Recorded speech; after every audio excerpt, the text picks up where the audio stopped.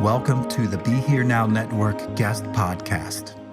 This series features talks from a myriad of modern spiritual teachers expanding on how we can all live a life in balance. If you're interested in supporting this podcast, please go to BeHereNowNetwork.com/guest.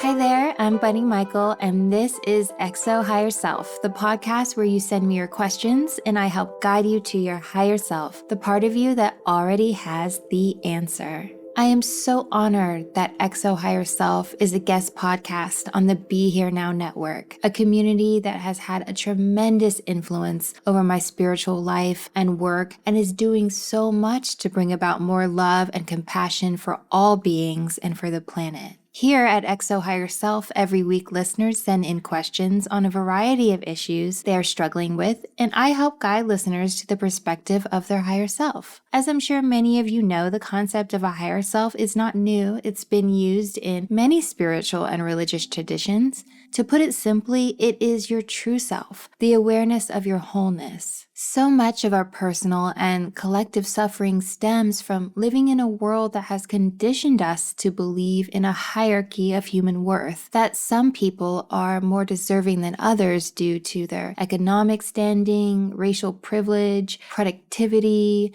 standard of beauty, or any of these culturally enforced institutions with which for so many generations we have organized our society. In this podcast, I strive to remind the listeners of who they really are, to facilitate a space for unlearning these limiting beliefs and connect to the truths that we all already know in our hearts. Everyone is worthy, everyone is whole, and everyone is deserving of love, safety, and abundance. For this guest episode, we XO Higher Self have compiled some of our favorite listeners' questions over the 3 seasons we've been on air. So without further ado, let's get started with the first question. Welcome to XO Higher Self.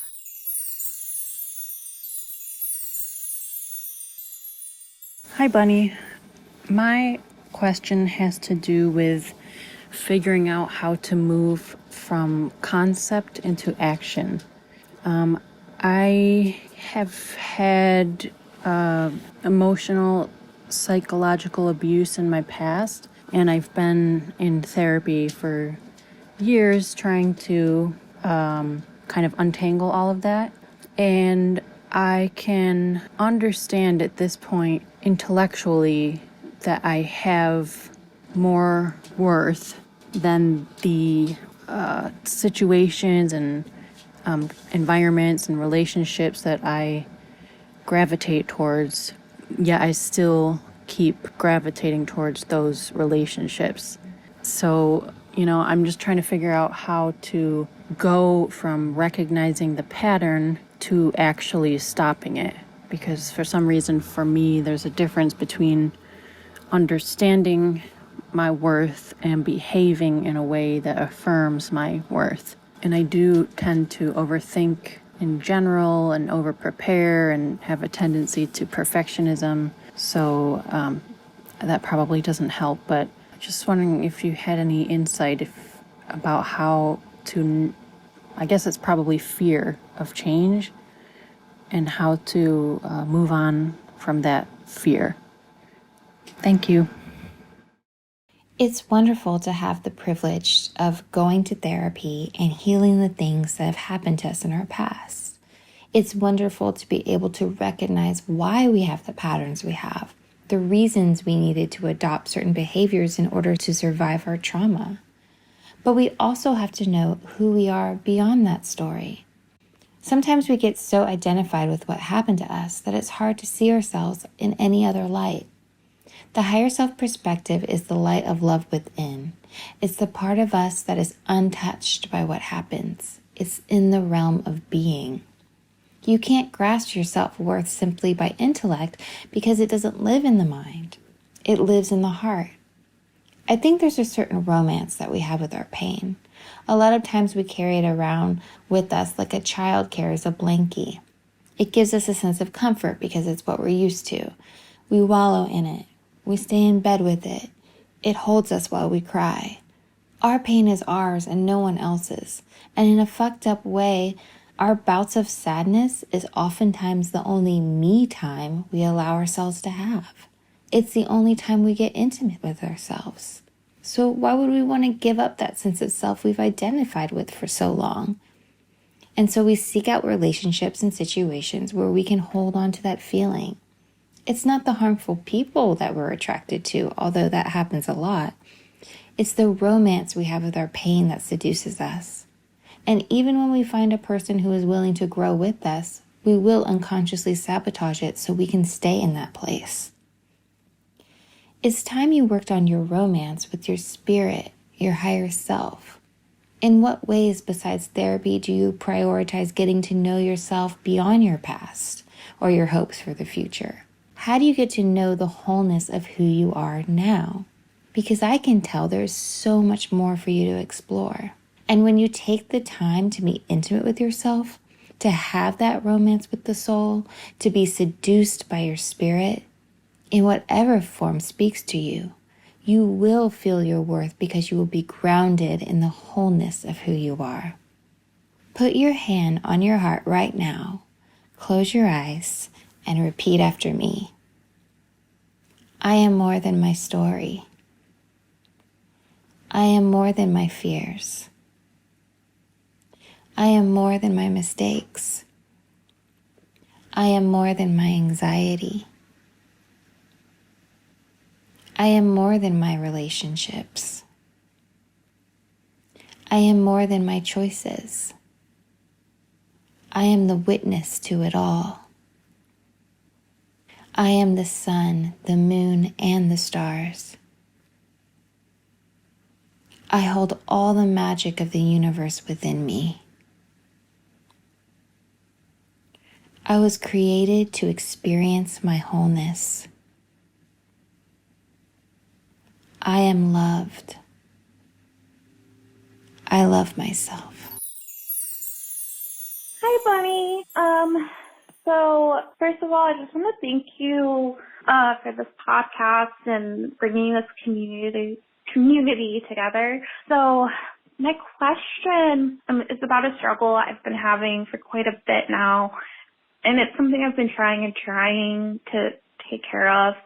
But so for some reason, I have this fixation with being in a romantic relationship. I've been in several in the past, mostly unhealthy ones. And I've had a habit of seeking validation through other people. And, since over the years, I feel like I'm getting better in controlling that and have felt more in control with it. And I've always thought that if I befriended or loved myself enough and connected enough to my higher self, I would get over this strong yearning and desire to have a relationship. And I've been wanting to accept that I'll create and develop a romantic relationship at the right time with the right person. And I meet people, I go on dates, or sometimes I've even, catch myself, stuck on unavailable people. And then I end up getting sad and upset with myself that nobody exists who's able to love me the way I want to be loved. And it makes me start to think negatively and compare myself to others. And for some reason, I have no idea how to give this type of love to myself or any idea how to satisfy this feeling. It's really frustrating to me sometimes because I know it isn't productive. And I so badly don't want to get upset about being single, but I just don't really know how to kind of shake this feeling away or bring myself to it. So any insight you have would be really greatly appreciated. So thank you so much, Bonnie. It's okay to want a romantic relationship. It's okay to have that desire, that goal. But we have to distinguish between our wants and our needs because they don't always line up, right? It's a good thing we don't have control over our future because we actually have no idea what we need. We just know what we want most of the time. Our higher self is guiding us to the people, places, and things that will serve our evolution in consciousness. And by evolution in consciousness, I mean the journey to becoming more aware of our higher selves, the intelligence of love, the part of us that knows we are whole and connected to every living thing on the planet. Every relationship, every job, every stranger we meet, they're all our teachers to going deeper within us if we're willing to learn. And if we always got what we wanted when we wanted it, we would never be challenged and we would be stagnant in our spiritual growth. So this fixation you're having is showing you how attached your identity is to being partnered with another person. And that is a very important insight you're becoming more aware of. The only way to see our attachments is when they're taken away from us and we're left with this empty feeling and we're just obsessing over how to fulfill that sense of lack. I would argue that most of your suffering isn't from your desire to have a romantic partnership because you said yourself that most of your experiences were not healthy. It's from the need to be in the drama of a relationship because it's the drama of a relationship that is the most powerful distraction from facing our own stuff. And you've become so accustomed to the cycle of finding someone and then breaking up and then finding another person. The fixation isn't the other person that you're looking for, it's the distraction. The reason why I think this is because a healthy romantic relationship isn't going to fulfill that feeling of lack because it's actually going to challenge the same issues that you're facing now when you're single. It's going to force you to confront your attachments because in order to truly love someone, you have to commit to your own inner growth, become a safe space for their inner growth because the two of you have to grow together. You can't use them to fulfill a lack within yourself because they will inevitably disappoint you. And from what I'm hearing, it's been really hard for you so far to grow within the relationships you've been in the past. And being single right now, obviously, is the best environment for you to finally learn how to enjoy your own company. So yeah, the universe is like, hey kid, we tried with this person and that person, it didn't work out. So now we're gonna give you some serious solo time because you can learn better in a one-on-one classroom setting. Think of this solo time not only as a way to get more intimate with yourself and nurture your heart, but it's also like a training for the relationship that you're hoping to have because honestly, you're gonna need it if you ever want the type of commitment that serves your higher self. In our culture, we put so much importance on finding a mate like it's the end of our story. But our higher selves know there is no end to the story. We are on a continual journey to our self-awareness. Partnerships only bring more to the surface the issues we need to face, and we have the choice to keep ignoring them or take a hard look. Breakups are a change in learning approaches. That's it. That's all that's happening right now. Take advantage of it. Hi, Bunny. In a time where we're facing so many challenges as a society that require us to come together in order to protect each other, where something as simple as wearing a mask can keep people safe, and yet some are still unwilling to do, how do we deal with the lack of compassion of others in a way that doesn't negatively affect our own mental health? It's heartbreaking to see people have a seeming lack of care. But what we don't see is what's really going on in these people's lives. What led them to the point of throwing a fit in the grocery store over wearing a mask or promoting a conspiracy theory. We don't see how they feel about themselves, how afraid they are. We don't see the manipulation they experience online, the lies, the indoctrination. We don't see the underlying mental health issues. What we see is an internet video of a stranger who appears to have no heart.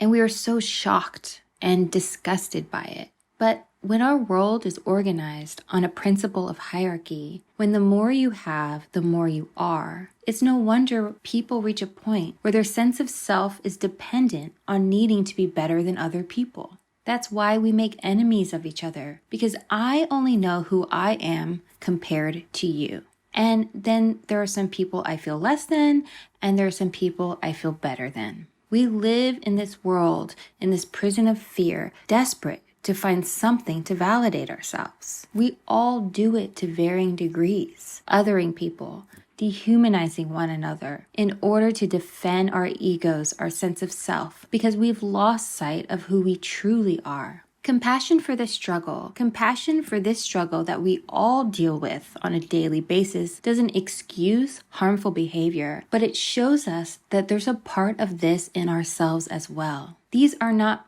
people who are monsters. These are people who have lost their way. The work we must do with the power of our higher selves is to be willing to see the world and everyone in it through that lens. It's like a bird's eye view, or you could say a higher consciousness view. And from that state of consciousness, we don't lose ourselves in the game of the ego, the game of the other, the game of the enemy. So yes, anger, sadness, frustration, all those feelings are valid, but not just because we feel hurt, but because we know on a very deep level, the people who hurt other people are wounded themselves. And most of that is unconscious. What this world needs is healing, and the work you are doing on yourself every day to heal your wounds is so important, not just to your life, but to what you put out in the world. We are all one consciousness, and when you rise to uplift yourself, you are uplifting our shared frequency. So the next time you see something that is such an injustice, such a selfish act, have your anger, have your sadness, but don't stay there forever. Your strength comes from a place beyond the consciousness of those people who are operating at that level. And that is the inner power you must tap into to sustain your work here. Hey, Bunny. My name's Emma, and on behalf of everyone listening, I know we are all so appreciative of the work that you all do behind the scenes of XO Higher Self, but also for creating this platform for us all to be our raw and authentic selves. It's really inspiring to continue to be vulnerable with each other, and I just love this podcast for that, so thank you.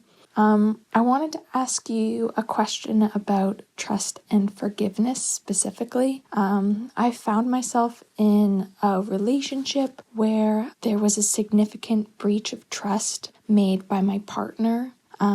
We are in an ethical, non-monogamous relationship, but for 4 months back in the winter, I didn't know about my partner's other partner. And they actually ended up lying to me to my face when I found out from a third party about my partner's other partner when I asked them about it. So we did have a really long, hard, but good conversation about this breach of trust. And it did lead me to understand why my partner did the things that they did, even though those actions are really not excusable in the end. But it allowed me to understand better. And I know that forgiveness is a powerful tool, but I would really love to know your thoughts on forgiveness and how you can build back trust, or when to realize it's the right time to walk away. I find myself constantly in the position of getting hurt more than I need to because I forgive easily and I want to see the best in people, but that doesn't always work out. And I don't want to become closed off to people, but I also want to know when to protect myself from negative people and situations. I would love to hear what you think. Thanks again, Bunny.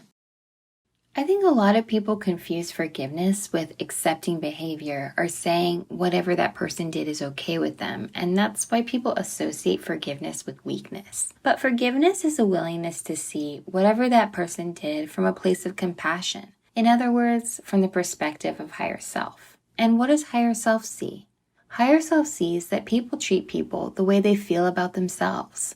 It takes confidence to be vulnerable and honest and communicate your needs truthfully. It takes self-compassion to have compassion for other people.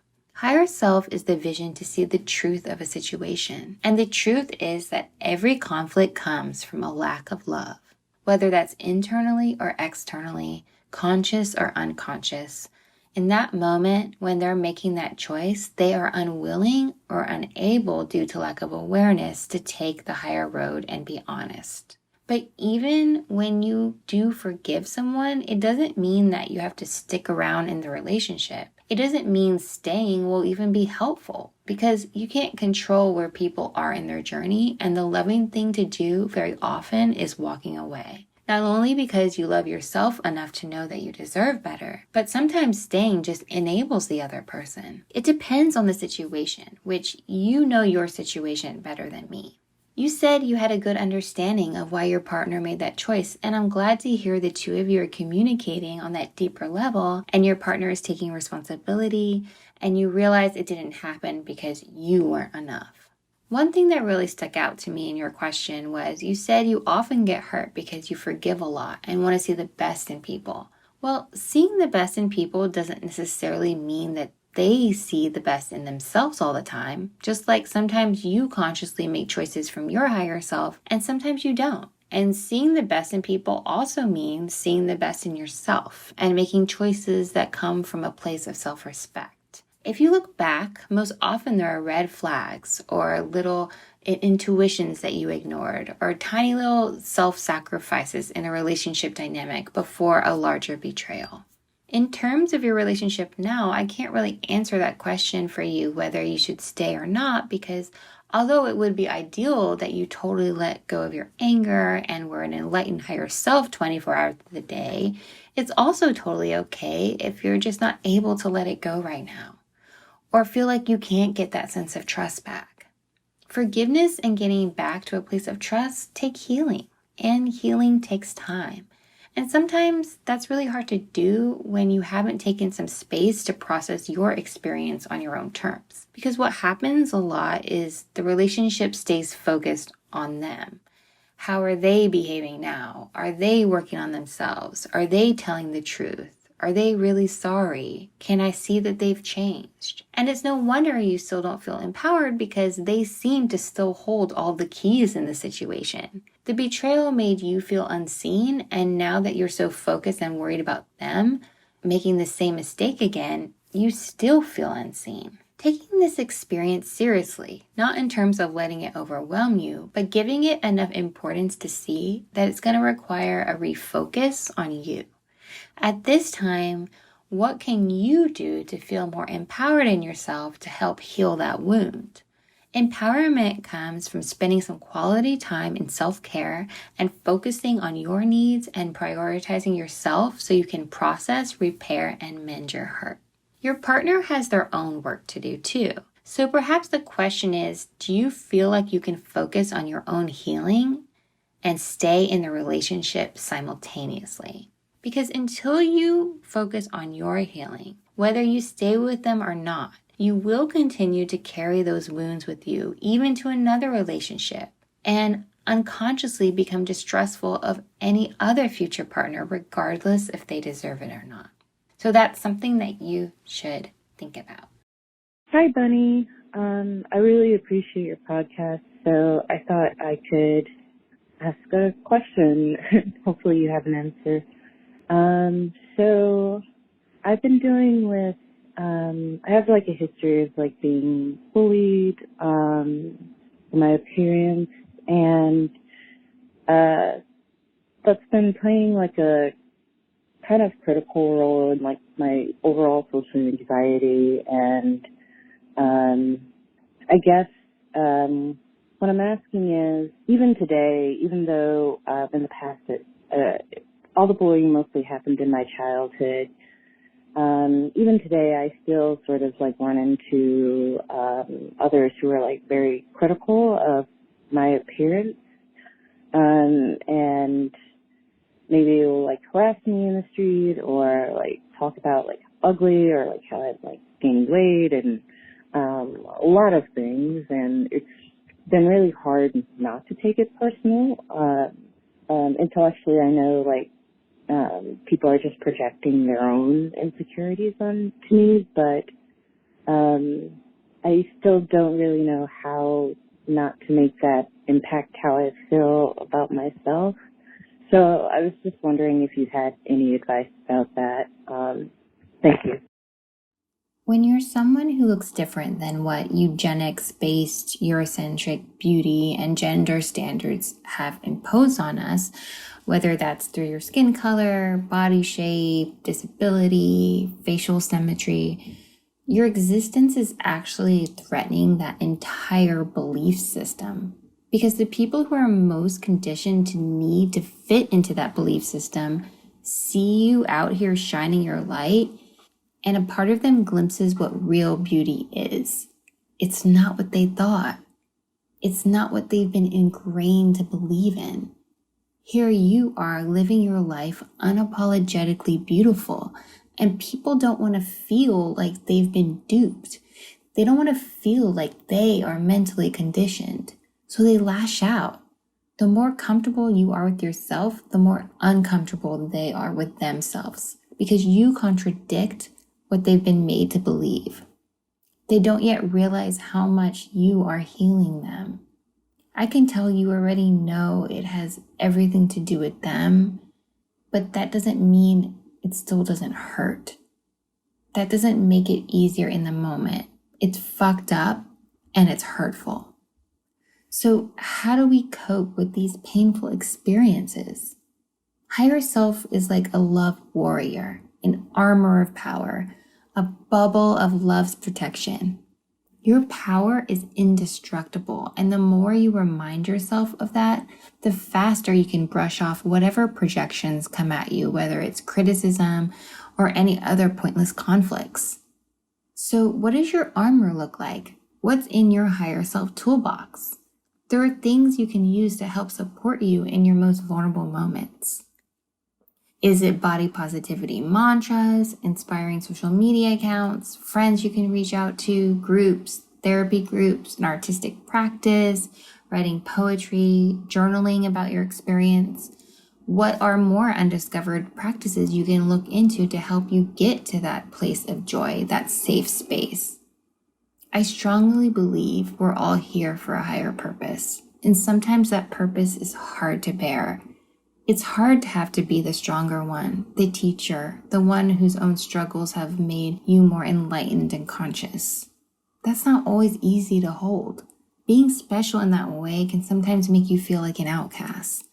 But the truth is, you're not alone. There's so many of us out here, including me, and anytime you need a reminder to how truly beautiful you are, you can always reach out to me.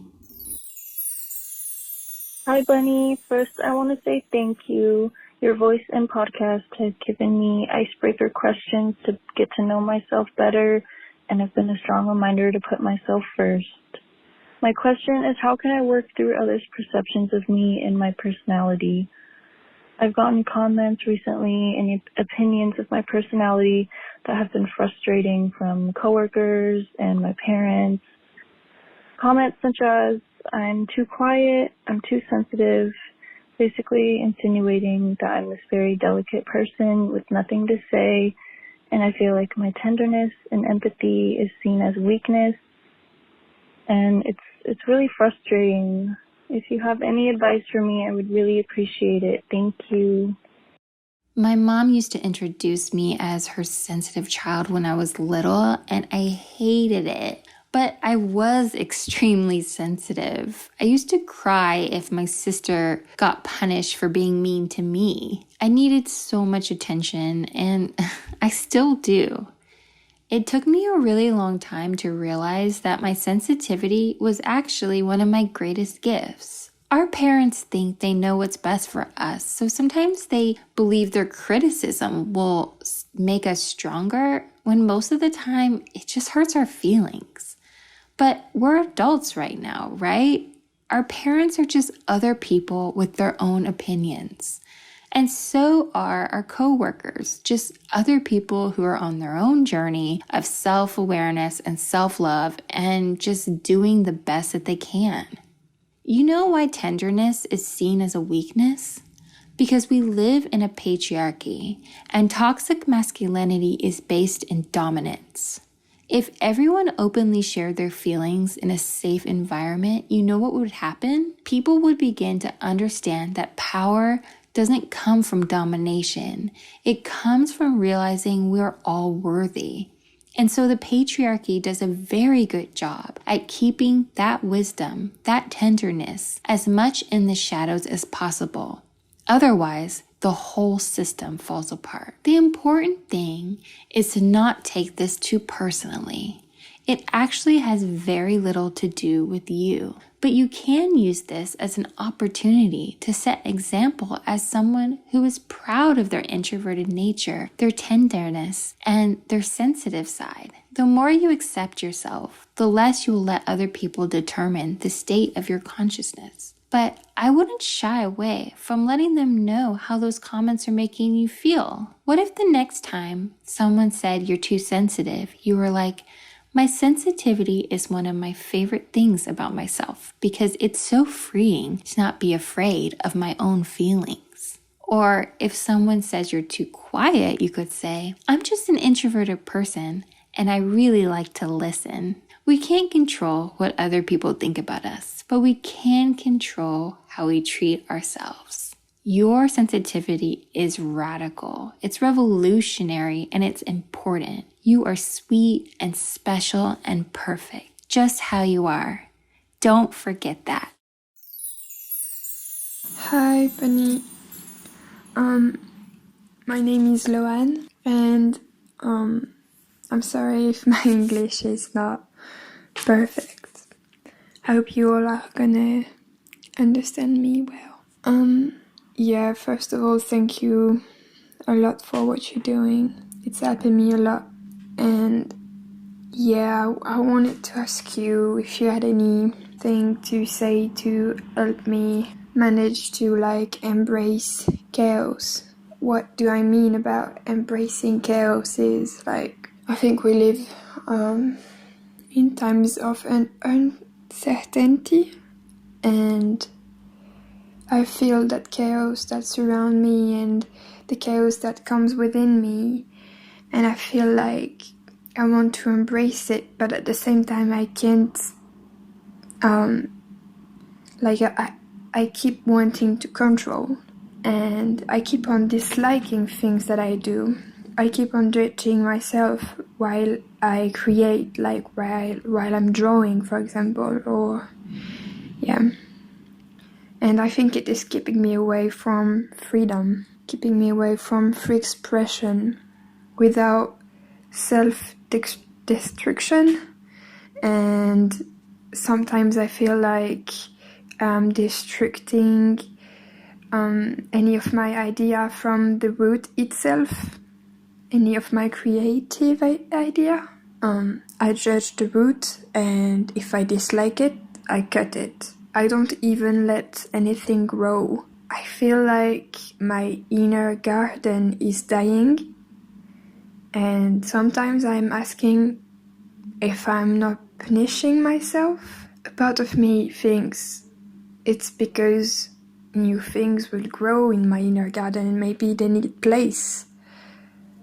I've heard before that sometimes you need to die to reborn yourself in a way, maybe reborn in a new version or something, but I don't know, I kind of don't believe in these thoughts anymore. I don't want to say that I'm losing hope, but yeah, that's pretty much it. Thank you for listening to me, and I wish you all a lot of sunlight, a lot of sunshine, inner sunshine.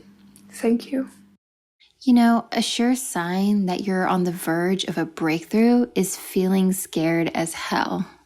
And I think we're all on a collective level living in a time where we're on this precipice of awakening a dimension in us that is unknown territory.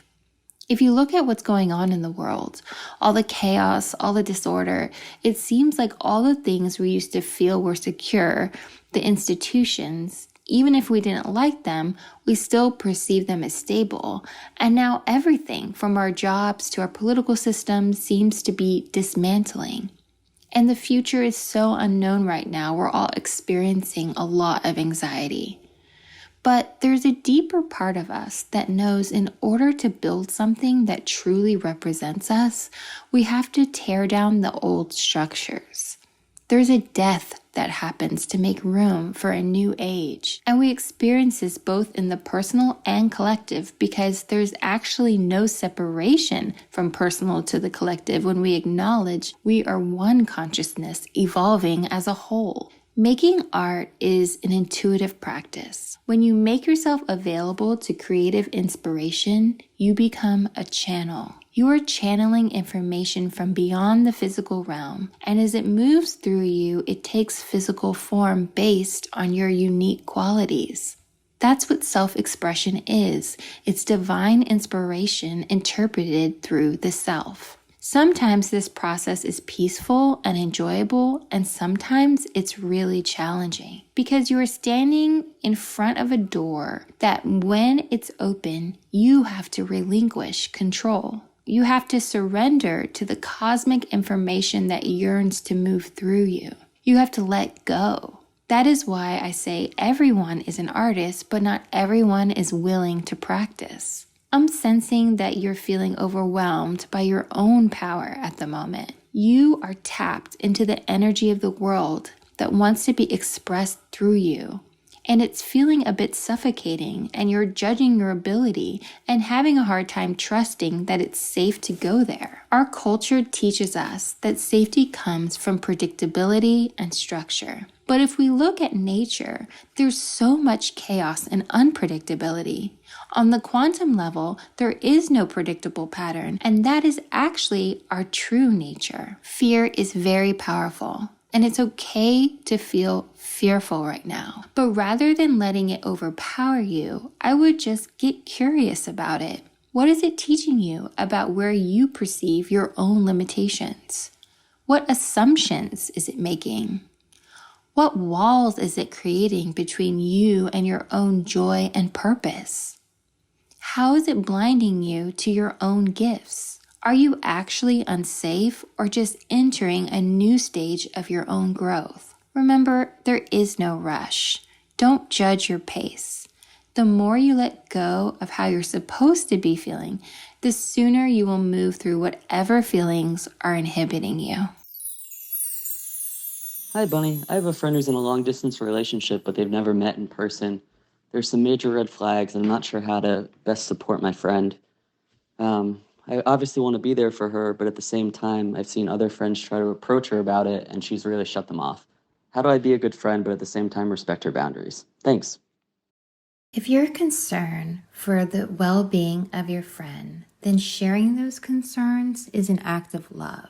And there are ways of doing it without crossing a boundary. Love is the ultimate indicator of a boundary because boundaries are created to maintain safe spaces. So when you approach a conversation from a place of love and non-judgment, i.e. from the perspective of your higher self, you're creating a safe space for honesty, compassion, and care. You're creating a space for your friends to voice their true feelings and also for you to voice your true feelings. This isn't an issue of right and wrong. This isn't about convincing your friend to see what you see. It's sharing your perspective. Communication happens when both people share and are heard. The moment you enter an I'm right and you're wrong mentality is the moment when the safe space is broken. And that's when people feel judged and attacked and feel like their boundaries are being violated. So as you approach this conversation, you must try your best to be mindful of your own judgments and assumptions. As much as you might want to believe it, the fact is you don't know what's best for her. You know what's best for you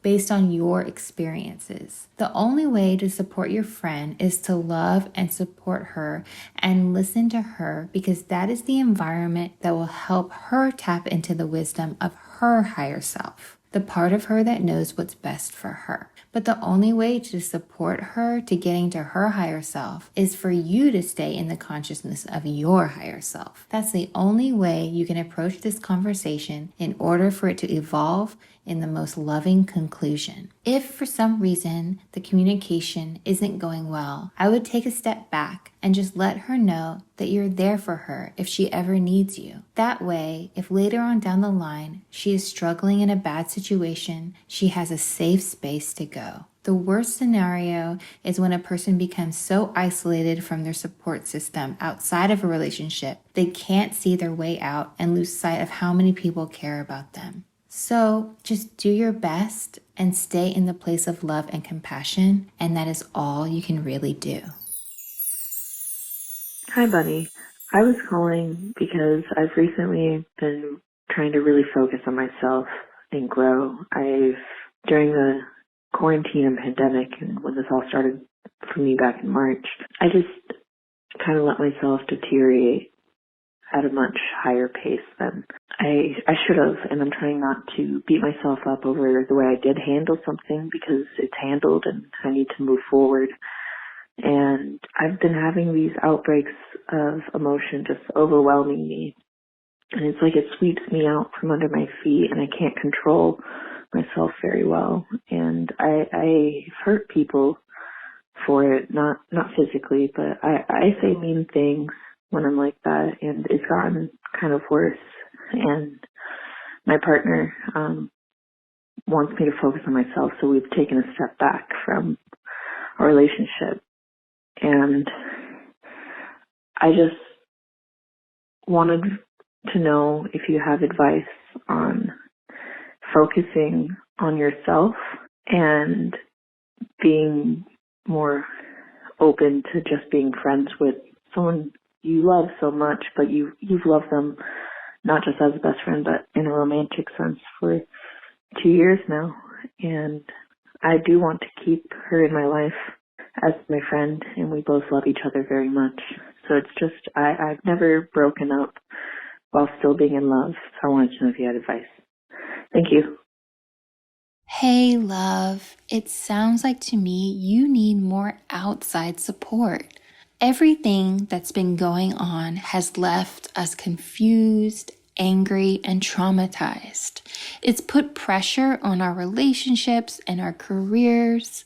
The fact that you've been struggling is not you deteriorating. It's you being incredibly triggered and needing some new strategies to handle your emotions and finding safe ways to soothe. What happened in the past, you cannot change, but our past experiences don't define us. You are not imprisoned by any mistakes you might have made. In fact, it's really important to begin to understand how in those moments of fear and anger, you can make a more self-compassionate choice. Because life is full of ups and downs, and all of us have to take responsibility for our own self-care in order to sustain the road ahead. This is an opportunity for more insight and more growth. Have you considered therapy or counseling? The cool thing about therapy these days is now that it's over video chat or text, you can have a much larger pool of therapists to choose from because they can basically live anywhere. They don't have to be local. And I know some friends who've started the text service therapy that's more affordable and actually like it a lot. It sounds like to me that your partner cares a great deal for you and you care a great deal for your partner. And your partner wants you to focus on yourself right now because you've neglected your own needs and your own healing. There's a lot of love there, and that is so special. But we can't be there for other people in a healthy way if we're not taking care of ourselves. The part of you that wants to beat yourself up now over your mistakes is the same part of you that makes you vulnerable to hurting others because it comes from a place of not being grounded in your true self, your higher self, the realization that you are whole and enough right now. And I mean that right now, not after you get therapy, not after you get your partner back. I'm saying you're enough in this moment, and you always have been. When you prioritize giving yourself support systems to help you remember that truth, you're empowered. It's like remembering to bring your armor with you. You are always held in love. Even in the moments you're most afraid, love is always there and always will be. Hi, Bunny. Thanks for all the kindness you bring into the world. It means a lot to a lot of us.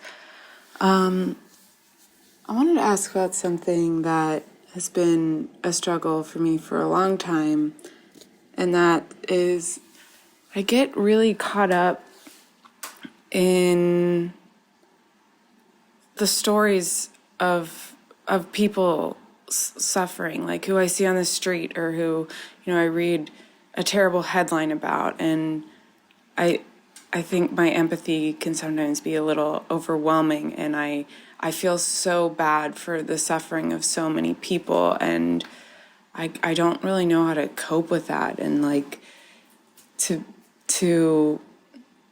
care in a healthy way where I'm not like absorbing it too much in myself, if that makes sense. Like it affects me a lot to see how much suffering there is happening in the world. And yeah, if you have any tips on how to manage that, it would help. It's so difficult to see other people suffering because on the level of spirit, on the level of our higher selves, we are all connected. We are all one consciousness. So when we see others in pain, a part of us is also in pain. There are all different types of suffering. Sometimes we suffer because we feel like we're not good enough at our job or we're in a bad mood. Sometimes we suffer because our relationships ended or maybe we don't like the way we look. Sometimes we suffer from illness or loss or physical pain or violence. There is suffering that is self-inflicted, and there's suffering that is inflicted on other people by people who are also suffering and feel that hurting others can alleviate some of their own pain. It seems like we're in a constant flux of suffering and not suffering at times in our life, and sometimes it can change from day to day or from one moment to the next. Suffering is part of the human experience, and it is a teacher to who we are and why we are here. Our higher selves know that we are here for one purpose, to bring more love to this world. Love heals suffering because love sees that there is nothing lacking from any one of us. And from this knowing of our wholeness, we do not feel the need to harm ourselves or other people. Love heals suffering, not because it completely alleviates it, because it gives it meaning.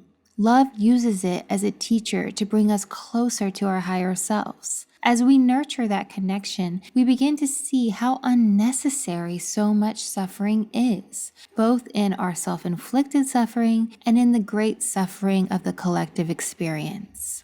Every one of us is on a journey to heal our own pain, and in that process, we see the pain we blindly inflict on others. We see how war and famine and hatred and violence all stem from wounds that have not been healed, and so the cycle of suffering continues. What we can do is show up for our higher purpose by using who we are and our experiences to heal ourselves and be a healing force in the world. We all have a role to play. So how do we keep showing up for love when it's so easy to get overwhelmed by the immense amount of work there is to do and the pain that we see all over our planet? The thing is, we have to nurture our environments to be conducive to our own healing work. That means understanding what boundaries you need to stay in the awareness of your higher self. If you're feeling overwhelmed and paralyzed by the news, it's time to turn the news off. Not because you don't care, but because you care so much that you want to protect your emotional and mental health in order to do your part. If you read the news the first thing after you wake up in the morning, it's going to have a different effect than if you read the news after you've meditated in the morning and centered yourself in love. Because it's our higher selves that sustain us in knowing change is possible and hope is the only way forward. Because of technology and our phones, we can see the suffering from all over the planet in one click. There's a lot of benefit to that because people are finally seeing the consequences of injustice. But all the good people do all over the world doesn't make the news. If we saw all the kindness and caring as much as the suffering, we would all have a lot more hope. That's why it's so important to surround yourself with the things that also inspire you to see the best in people, even when they can't. This is the love of higher self. It's the vision of compassion. It's the vision to see other people's higher selves, even when they are acting unconsciously. Because pessimism never helped anyone. Cynicism is a recipe for the past repeating itself. We create our future. So do what you need to do to take care of yourself enough to channel your creative, loving spirit. XO Higher Self is recorded in Brooklyn, New York, hosted by me, Bunny Michael, produced by Kara Gilvey, with original music and sound mixing by Michael Bihari.